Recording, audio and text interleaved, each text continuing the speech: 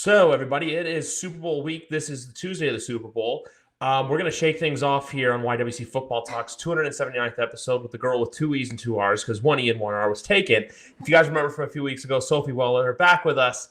Football, but football to your liking. Football where, look, the number 13 can be lucky. Football to where kind of come up with another metaphor. Football where we're in our football era's vibe here on YWC Football Talk during Super Bowl week. And how are you doing tonight? I am good. Like I said, I've been working on some Taylor stuff all day, so I'm ready to go. So it was a very weird podcast when I thought about it, but at the same time too, it's kind of that needs to be said. Like I said before, it's kind of that the shake it off. It's that just general, feeling like football's feeling 22 right now. There's all these. I'm going to try to get in as many of these puns as I can throughout the night. I love it. The main thing I just want to jump into, we'll jump right into the deep end. The impact that she's had not only on the NFL, but just as an overall, what her and her status, because I don't even want to say it's like fame level, but because it's a status with her, like what her status level has crossed over to the National Football League, what the impact of that has been in your mind. I think it's been amazing. And, I think actually Roger Goodell said it very well that she's brought a whole new demographic of viewers to the National Football League. I mean, it's the same way. I think it was Front Office Sports reported that 3 beauty brands, 2 of which have never done it before and one of which hasn't done it in 18 years, bought ads for the Super Bowl because they know how many people are going to be watching from that, demographic. Yeah. So it just goes to show that her appearances have been recognized, that viewership is up because of that. And I'm hoping it continues. I'm in full support. Do you feel like the off season will be a weird, not weird, but the off season with all this? Because obviously, look, the depression of the off season will kick in about 5 days and 120 so hours from now, maybe 123 once the trophy's lifted. Whether it is Mahomes, whether it is Purdy, but we'll talk about that later. How can that demographic still be reached? Now, I'm not expecting Swifties to watch the draft. If that happens, that's how we know her impact's truly been great. But what do you think the off season can be? Do you think it'll just kind of go away and then it'll kind of pop up again in September, or do you think she'll find ways to still be active within the NFL community? I think she'll still be active because her relationship with Travis will still be going on. I think it's going to be, paparazzi are always all over this girl. So it'll be all that. It'll be, if he's with her on the Eras tour, if they're doing something together, it's still going to be so much interest from NFL fans and from those who don't care about football but care about Taylor and Travis. So I think the off season, it's kind of going to warp into that gossipy area where it's like, oh my God, the 2 went out for dinner tonight. Where did they go type thing? But people are going to be interested because it's the 2 of them. So no blank spaces off season is what you're telling me. That's the vibe I'm getting from you, right? Yeah, no blank spaces or bad blood between the 2 of them. You said it, not me. But when it does come to this whole situation, just because I feel like you're the perfect person to ask, not only because you are such a Taylor Swift fan. Hell, I saw on Instagram you went as her for Halloween, but the fact that you're involved in the football community so much, I feel like you're that rare breed of just person, where it's you have the Taylor Swift perspective, but as well you have that football knowledge that we all have. So that's where I feel like everything comes together, because how you see them online where now the shoes she was wearing. That's the one thing that really stood out to me was that New Balance shoe that she was wearing. I think it was the week 3 game, how something like that sold out so quickly to now. The one thing that's always been on my mind about this whole relationship, if the Kansas City Chiefs aren't what the Kansas City Chiefs are, that they're the next dynasty in the making. I still say that because, in my opinion, it's 3 to make a dynasty, not 2. Yeah. If it wasn't on this team in this situation, do you think it's still as big of a deal as it currently is? Yeah, I think anyone, whoever dates Taylor Swift is going to be the biggest deal there possibly is. She's the biggest star in the entire world right now. There's no denying that. She was Time Person of the Year. Things like that where it's always going to be whoever's associated with her is a big name. Look what happened to Brittany Mahomes alone, not just Travis. Yeah. Brittany Mahomes skyrocketed. You know, she was already a famous name, married to Patrick Mahomes, but since the two of them were out, I mean, it's this crazy new world for her. So it was always going to be a thing. The thing I always wonder, though, is like, I love like their little story of how he went to the tour and was so sad he didn't get to meet her, and it kind of stemmed from there. My question is, if it wasn't such a big star within the NFL world, if the Chiefs weren't what they were, would that comment have gotten so much clout that it did to lead to possibly the two of them meeting? That's where my questions come from it. But however it happened, what happened, I'm so happy. Nothing had to change. That can continue forever in my mind. That's a very fair point. I really like the points you made there, just about everything to do with the fact that it is on a team. I always looked at it from Brittany's perspective of good for her, because I'll be honest, Brittany Mahomes was someone who always it was from the 2019 game. I don't know if you remember that, from when the Patriots played the Chiefs in Gillette, and she was clamoring about apparently how Patriot fans weren't treating her the best, but then it turns out that it was her that was doing the wrongdoing, and she made this whole ordeal about getting moved. But then quarterback really opened up the light to where you see the side of her that's with outside football, to where now I look at it to where you don't hear as much about her anymore. There's one other person in the Mahomes family that just caused bad headlines. There's another one that caused bad headlines, which one of those, thank God, we don't hear about anymore, and I will stand by that. To where now I look at the whole thing with with Brittany, and even Kylie Kelsey to an extent, where I look at that and just go, you know what? Good for them. Like, the fact that here's this mega pop star, and you can just chill with her and watch football. Like, I feel like if you were in that situation, would you be like, I feel like you'd just be kind of standing there. It's like, hi, I'm here. I'm Sophie. Hi. I think no one can truly understand like what's going through their minds or what it's like to be in that situation. I mean, listen, I've written some things, I've read some things about comments Brittany Mahomes has made that I don't necessarily agree with. I don't think they came off the best.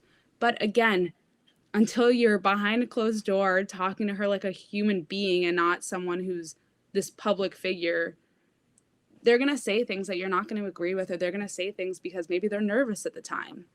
Being in that light where every single person in the world is staring at you and analyzing your every move, that's hard.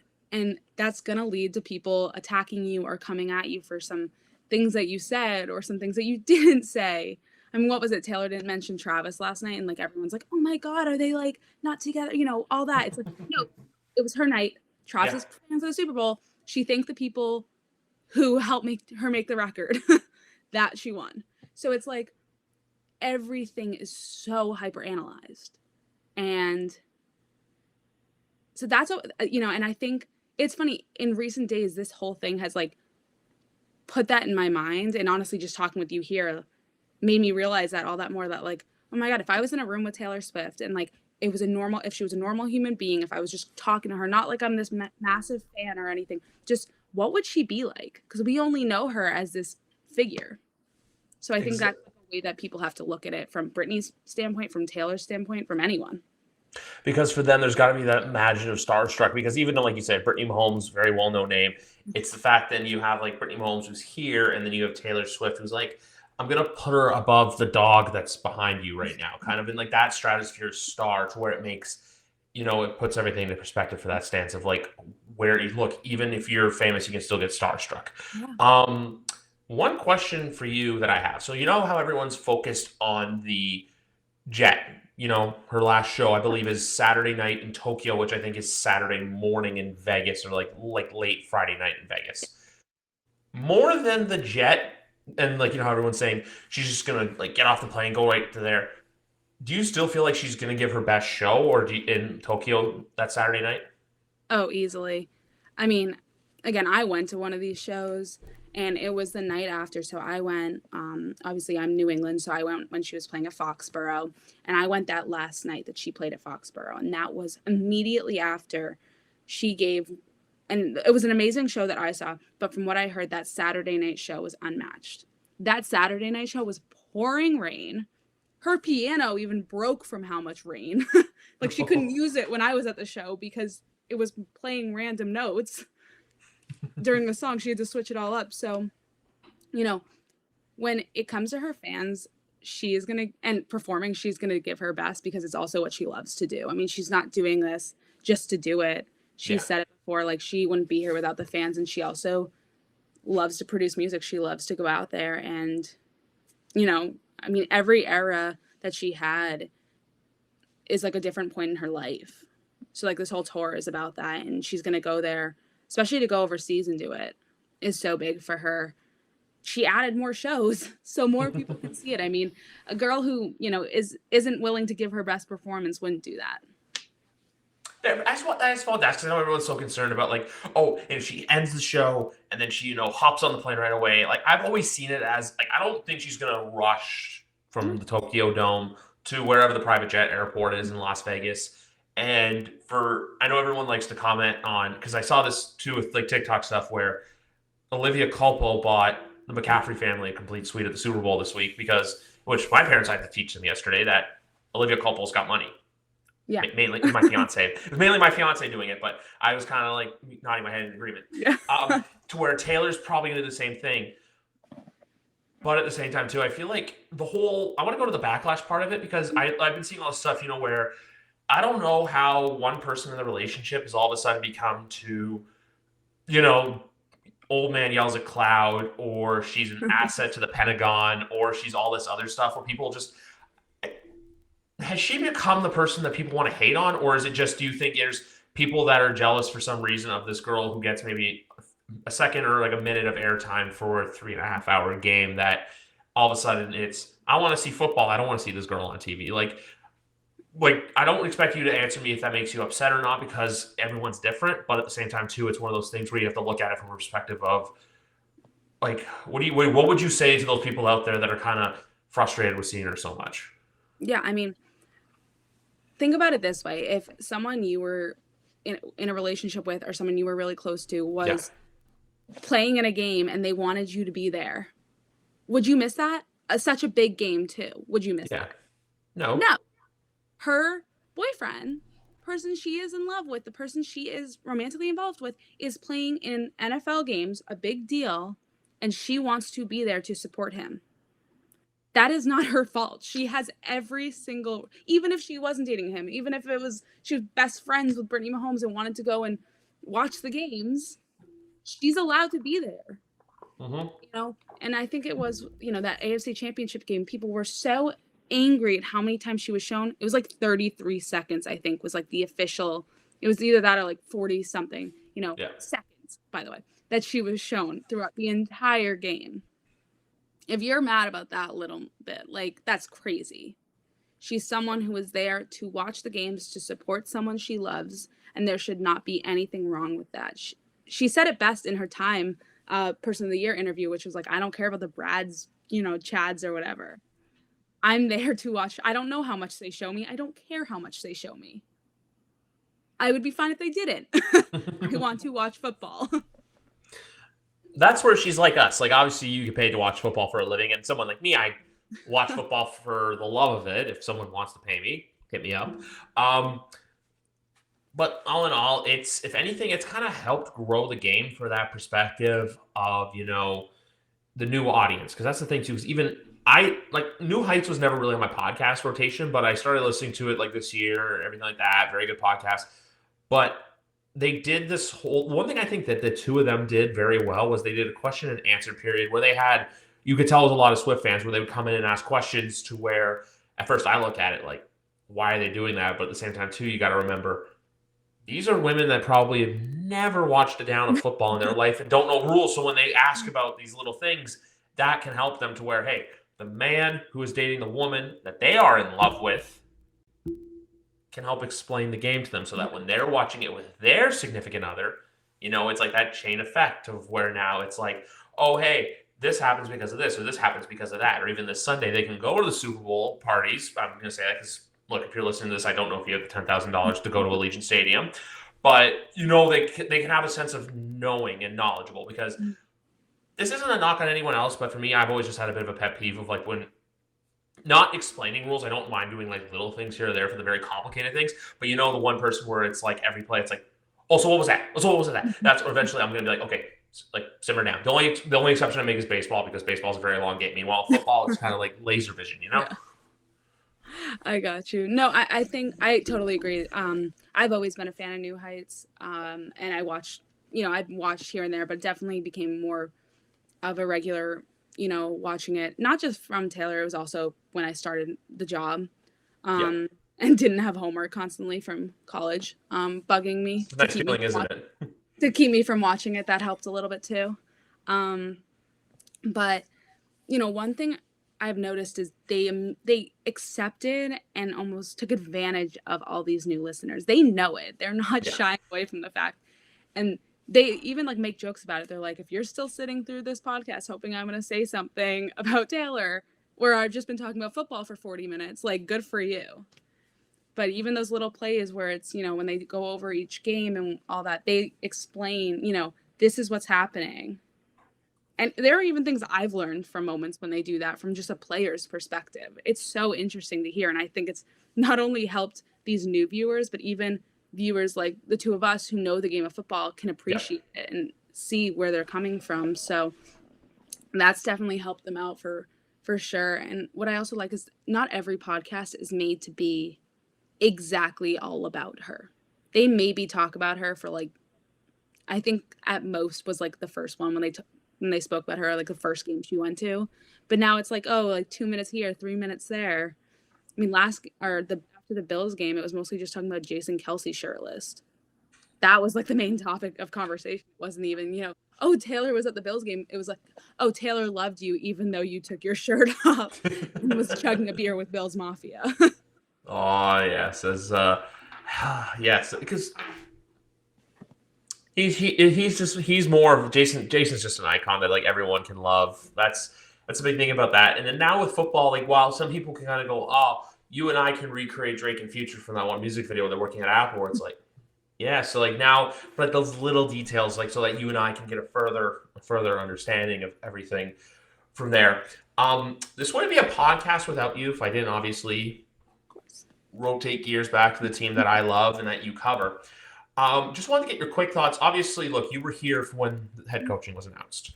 You were here, obviously, after Belichick left. Now that he's got his staff filled out, what's the vibe that you're picking up from with either within the organization with anything you know, or the vibe you think that's just being perceived about this new regime in New England?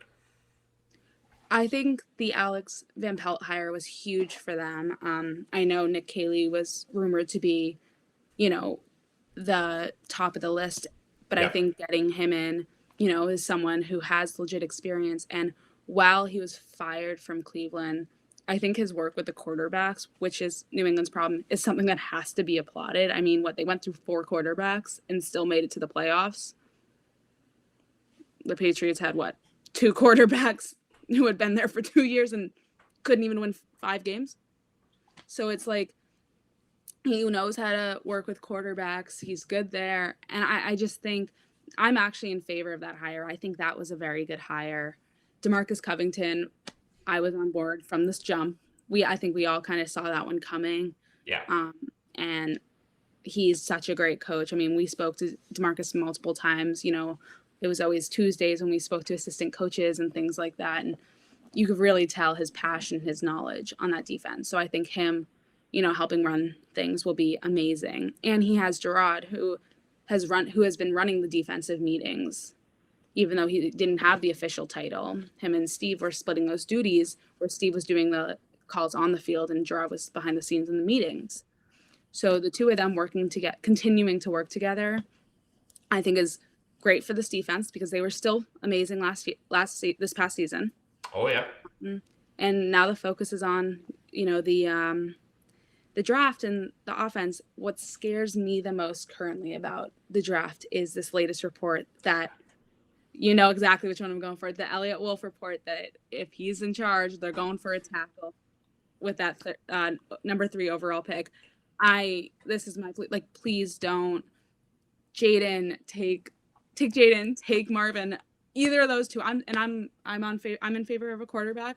I've written a few articles about how I think that's the move, but either of those and I will be okay over a tackle right now. You need a tackle. There's no denying that, but not when quarterback is such a big need on the team, and that you have such a prime candidate available. So yesterday, Pat Lane was on with me. I'm not sure if you're familiar with his work or not, Pat's Pulpit, or Pat's Nation Network, excuse me. So I made 2 comparisons with him, but I'm going to change it a bit for you because obviously you don't have kids. He has kids. And when you're out, like, I'm not sure still, like, with you, I'm not going to judge, like, or assume, like, like, whether if you're on your own or if you're still at home, but, like, when you go, regardless of what you do, you still, when we get older, you go grocery shopping for yourself. The situation that I made with the left tackle pick, it's the vegetables pick. It's a thing you do not want to buy, but you need to buy, and it's good for you, even though you're not the biggest fan of it. Meanwhile, the quarterback pick, that's like going down the frozen aisle and getting yourself a little sweet treat, Hey, maybe I shouldn't be eating this, but damn it, I'm going to eat it anyway because I want to. That's the comparison. If they want to go left tackle, I'm going to say that I'm for it, but only under one circumstance, and that's if they trade down in the draft and rebuild and recoup assets. To where if next year you get, say if Caleb Williams, the Commanders do this like crazy trade, and that with the Bears where they swap 2-1, and then the Bears like, we want Marvin, and then May and Daniels are both available at 3. You then have a situation to where then teams are going to be calling, and if a team offers you their pick this year and their 2025 first-round pick, that's going to be very hard to say no to, because we know that this Patriots team next year, they're not going to be a playoff contender. They're going to be that team. I still think, you're at the bottom of the Indy Hunt graphic coming around Christmas time next season. I don't want to say year because obviously 2024, and it's February 6th, excuse me, for crying out loud. That's where I look at everything with this Patriots team, to where if you want to rebuild and recoup assets, fine. But I just don't want to see a team do this, give up on the quarterback and say, hey, we can get someone else later on, and they're not exactly the same guy, and we're kind of back at square one 3 years from now. Thank you for listening to my Elliot Wolf-style TED Talk. Shout out Jeff Howe and Sophie Weller with 1 E and 1 R, even though our handle is 2 E's and 2 R's. Yes, it is 1 E, but again, it was taken. Not much I could do about that one. One of the best podcast laughter sound bites from McGarvin a few weeks ago when you announced that. I'll take it, Yes. I'll take it. No, but I think everything you said was spot on. If they trade down, I think it's definitely a valid argument to make to then go tackle. But with that 3rd overall pick, I think is not the right call. Get yourself the ice cream. Treat yourself, for Christ's sake. Yeah. I mean, especially with people with this quarterback class that has so much, like, has just gotten so much respect. Sorry, I didn't mean to cut you off or anything like that. I think the quarterback thing could also be, I saw some people say smoke screen, because I feel like then you may do it to see that if you can get some phone calls and then fleece and finesse someone for their picks, what the Bears did last year. Yeah. That's where I can see it happening. I can't see a trade draft night. If they're there in 3 and there's the quarterbacks available, they're not going to overthink it. I also said this too with this team next year, because I know a lot of people are saying like growing pains, and I'm like, yeah, I'm completely accepting that next year, that coming out of the gate, it's probably not going to be pretty. It's not going to be ugly, but we have some time to wait. We have some time to, have fun with everything. But now I want to pivot gears with you, because obviously, look, there is a game to be played on Sunday. When you look at this matchup, I'm not going to ask for your winner right now. Mm-hmm. You mean the Taylor Swift game, that one? Yes, that one. Okay, I'm really glad you weren't serious there. Just look, like it is my job to know who's playing. I'm going to throw that out. I was totally kidding. Oh, we know. Wait, quick question. I just realized this. Are you a Zoomass kid? I am. Shout out to the Minutemen. I don't know, football's not the best there, but I know the hockey team's really good. I covered hockey while I was there. I covered it for 2 years. It was really fun. Shout out Greg Carvel. Yes. I saw there was a nice little feature on them that Chicklets did a few weeks ago where they went up to Amherst. Who did? Sorry. Spin Chicklets Barstool. Oh yeah. Yeah, so it is Amherst. Okay, I got that right. It's like, yes. But going back to the game as a whole, when you look at these two teams, when you look at what you see, what's the one thing before I ask a couple other questions, what's the one thing you're really going to be watching for this coming week and Sunday? I think I really want to see. I'm a fan of Brock Purdy. I think this story is so incredible of Mr. Irrelevant, going from the last pick to the Super Bowl. The last two games we've seen a slower start. And as a Patriots fan, as a Patriots reporter, we know all about slow starts. So I think, you know, last week they were able to pull it back and they were able to get the win. I think against Patrick Mahomes and this Kansas City team, that's not going to be as realistic. It's, if they start slow, Patrick is going to charge them down the field and they're going to take full advantage of that. So I think what I'm really looking for is to see how quickly the San Francisco 49ers can get out there and can get the offense rolling. Because I think that's what's going to be the deciding factor in this game. And, obviously everyone could ask, oh, who's going to be your MVP? Who's going to be that player that really sticks out? I want to ask you the player that sticks out, but that you're not thinking about at the moment. Everyone's had different answers. I've given some. I want to see where you're leaning. Who's a player that you, you have eyes on that, right now no one might be talking about, but after the Super Bowl they might be talking about? Because, folks, we're recording this on February 5th, and we all know what February 5th is. Who's going to give that James White-like performance this coming Sunday? Well, so you have Charles Amenu, who I'm always screw that one up, who's out. Yep. So I Torn think, ACL. yeah, that one was, and that's a brutal loss for them. Oh, this is a tough question. Oh, did I stump the reporter? I'm proud of myself. You did. This is a tough one. I want to go just Kansas City defense as a whole to deal with that whole thing of losing him. Was it Chris Jones? He's gonna do his thing and terrorize people. Yep. But who I kind of want to see have a big game that I think deserves it after the AFC Championship is MVS. I think after that catch, it's 2 years in a row where his catch has solidified the game and sent them to the Super Bowl. It would be nice if it's not a last minute catch. It's oh, that's a massive play or a few massive plays in the middle of the game. Kind of like that, and I hate to do this, but that Julio Jones toe tap catch in Super Bowl 51. Yesterday, Pat and I actually did look this up because he was telling me, I don't know how much of a sports gambler you are, and which tomorrow's episode, folks, Degenerate's Guide to the Super Bowl Part 2 coming out. But MVS's total over on yards right now is at 18.5. Wow. Minus 120. So you might put a little bit of money on to win it, but if you feel like throwing a parlay together on DraftKings, that's the way to go.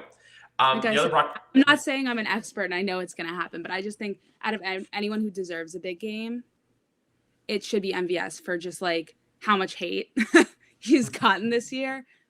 We're also making these big catches and big moments. Exactly. And also too, on the Brock Purdy note, cheap plug for myself, but I actually wrote a piece yesterday just about his unlikely path to greatness, and I'm not saying that he's already a great quarterback, but he's on that Tom Brady, Kurt Warner path of no one believed in him. He was passed over. And now look, has a chance to be the first ever. He'll be the first ever Mr. Irrelevant to start at quarterback for the Super Bowl, but he could also be the first ever Mr. Irrelevant to win the Super Bowl, and that's pretty damn impressive. Quick question before we wrap up everything. I saw online Taylor Swift themed Super Bowl party.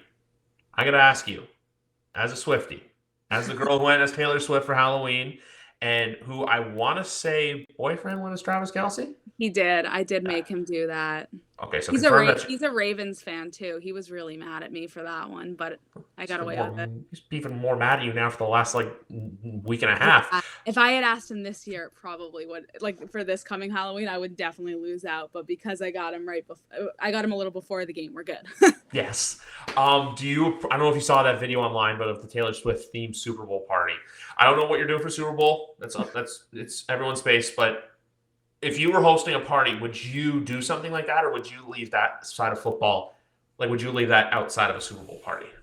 Listen, I love the videos. I'm always down for a big, fun Super Bowl party. I don't think I would be able to throw. I mean, that was so perfectly done and so creatively done. I think I would, my idea is to make cookies that say go team. I was making Go Ravens cookies last week for him, just, so he could have his thing. Whereas, I had my Taylor Swift shirt on. So,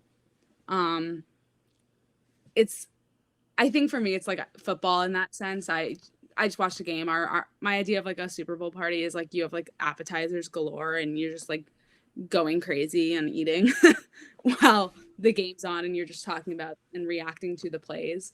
So that would be my thing. But like I commend anyone who's doing those crazy Taylor Swift themed Super Bowl parties, and I want to see more videos and pictures because they're amazing. I'm kind of in the same boat, even though I did place there's a donut store about 20 minutes from me that's doing they're doing Chiefs and Niners theme. They do it every year. We did it for when it was Patriots in the Super Bowls. We would do just Patriots donuts. We didn't do Rams. We didn't do Eagles. But like we did Bengals and Rams we didn't do it last year, but we did Bengals and Rams 2 years ago. And this year we're doing it for KC. We're doing it for San Fran. So we're having fun that way. Like stuff like ribs, wings. Mm-hmm. I don't know if it's an American thing, but obviously for mine, NFL reporter, CFL reporter, and the CFL's championships in November, and chili's a big thing, so there'll be chili involved as well. But that's just my little sense on that. I have a family member coming in actually from overseas in Europe, just to visit the family around this time because it was like what worked for her. And she said when she found out it was like gonna overlap with the Super Bowl, she's like, "Oh, I'm so excited to finally experience an American, Super Bowl party." So we have to deliver on that one. Nice. Now, if I had to ask you Sunday, who you got? As much as I want the 49ers to have that miracle story, the way the Chiefs have been looking in these playoffs, I mean, it's nothing like we saw during the season. They have completely pulled it together. And the connection between, outside of Taylor Swift, like the connection between Patrick Mahomes and Travis Kelce is insanity right now. I mean, it is literally Gronk and Brady, where anything that goes up, they're catching. I mean, what was that? There was that one pass that Mahomes was like almost sacked on, and he just kind of like lobbed it up, and Travis like dove for it last game. I mean, that's insanity. So as much as I want to see that story for the 49ers and to have Brock, become the Mr. Irrelevant turned Super Bowl champion, Super Bowl MVP, all that, I don't know if they're going to be able to get past this Chiefs team. There's a fun little question also I wanted to ask you as well. Well, first you have to give me your take. Oh, mine? I'm sorry. I'm going to tell you off air. Mine is going to be announced on my last podcast, which is coming out this coming Thursday, guys. Myself, Kyrie Thompson, and McGarvin. The three of us will be here to talk, and that's when I'll give my pick. I'm going to give it to you off camera. That's an all-star cast, and I swear this was not planned. I did not know that. It's not. No, the three of us will be back. Plug? And here's the other thing. Oh, it's a cheap plug, but here's another cheap plug, guys. With the Dynasty documentary coming out, we're in the works of it right now, but Sophie's going to be back with us to review some of it. McGarvin's, the three of us, the original three amigos that were on here a few weeks ago, we're going to be back to review the Dynasty. I did learn this last night, though, that it's being released 2 at a time. So maybe if we can arrange something to where we review it either not every single week, but maybe like we'll figure something out. We'll figure something out. Tell me I'm here. Love that. It's a music question, but it's not a Taylor Swift music question. Let's hear it. Apple Music halftime. The lights are down. What song is the first song you think Usher plays on Sunday night? Yeah. Ooh. See, I want to say yeah. Like that's my heart's telling me that, but it seems too obvious. Like last year, I'll be honest with you, my fiance, she nailed Rihanna's. Really? She had that? That one was wild. She had that. I had Please Don't Stop. I think it was Please Don't Stop the Music or something like that. Yeah. And there was, I'll DM you on Instagram because like I always post my betting stuff. And there was one where it's like when you bet this to be the song and it's not, and it's just person like slouching the sportsbook depressed. And I'm like, I feel this in my core right now. So I'll send that to you after. But you know what, guys? It's always fun to talk with Sophie Weller, who's now, I can say this now, reoccurring guest on the podcast. I love it. I'm always happy to be here. It's always so fun. It always is because you know what? Once this week is done, there's no more football for 7 months. But in 7 months, actually, just because this just got announced and my ADD brain has been scrambling this entire time to try to come up with stuff to talk about. Not so much the who and the where, but we now know that it's going to be the Philadelphia Eagles going down to Brazil week 1, Friday night. Can't wait. I like it, but also too, I'm glad they didn't do the Saturday night because one of my best friends is getting married that Saturday night. So for 2 years in a row now, I get hung over Sunday morning, Sunday football that week 1. But do we like the idea of the international series being so early on in the year, or do you feel like they should have waited for like the rest? I'm all for an international series whenever they want to have it. I love what they're doing. Even just for me, the experience of getting to cover that game in Frankfurt this past year is an experience I'll never forget. It was such an amazing trip and such an amazing opportunity to be, there and experience. It was so loud there. There were no boos when the Patriots couldn't score. There was nothing like that. It was just pure joy of being in a football, being here and watching a football game. So I think these international games are incredible by the NFL. And I Yep. really hope they continue. And a week 1 game I think is great. You know, I'm all for it. I like the week 1 aspect just because Brazil's a weird, tricky one to get to where now you can plan it out and then you get that like mini bye week to get back home and get reacclimated with America.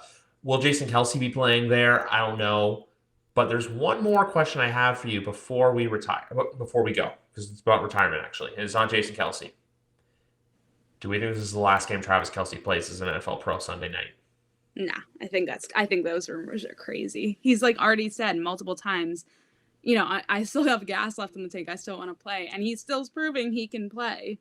I don't see it. I think Jason definitely could be, but I don't think it's Travis. I would be shocked if Travis decided to hang up his cleats after this one. I just see the Travis thing because then this rumor got open to me in November where he's got the world around his hands. He wants to make that switch over to Hollywood and acting. Not saying he's gonna be like this, like what The Rock became when he transitioned to acting, but he wants to get into that Hollywood world, and I feel like the door is as open as ever. But I feel like the longer he stays with Taylor, the longer that door is just going to remain open. Yeah, I mean, and I think it's less about that. I think he'll if and when he wants to make that transition, it'll happen after football. But I don't see him purely deciding to stop because of that aspect. He's going to stop when he can't give it his best anymore. That's every good NFL player. The rare ones that get to retire when they say they want to, not the ones that have to retire because you're told you can't play no more or because the team isn't signing you. Mm-hmm. Sometimes you're lucky enough to retire twice. You know what? Sometimes you wear number 12 and you get that honor. So we love that. We love that. But anyway, Sophie Weller, thank you very much for coming on once again. Reminder to everyone, tomorrow night, episode 280, A Degenerate's Guide to the Super Bowl with all your favorite sporting gamblers. Tweet will be coming out very soon. But anyway, Sophie, thank you very much once again for coming on. We'll see you again in a few weeks for the documentary recaps. But anyway, guys, have a good night. And remember, we're in our football era right now.